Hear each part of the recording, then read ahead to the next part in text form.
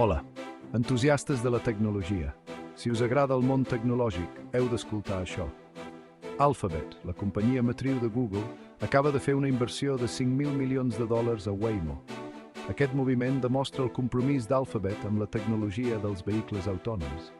Amb aquests diners, Waymo podrà ampliar els seus serveis a més ciutats dels Estats Units, com San Francisco, Los Angeles i Austin. A més, també volen explorar noves oportunitats en logística i lliuraments. Waymo ja és líder en el desenvolupament de vehicles autònoms. Els seus robotaxis han completat més de 2 milions de trajectes.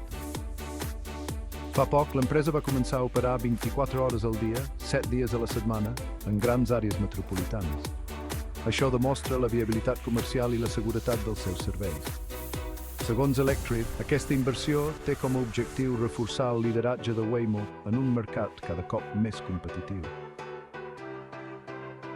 Al mateix temps, CBT News destaca els plans d'expansió a San Francisco i Los Angeles, juntament amb l'inici d'operacions comercials a Austin, Texas.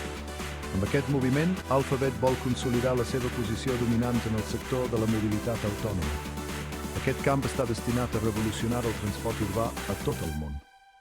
Aquesta inversió permetrà a Waymo competir de manera més efectiva amb altres gegants de la tecnologia i l'automoció que també desenvolupen solucions de conducció autònoma.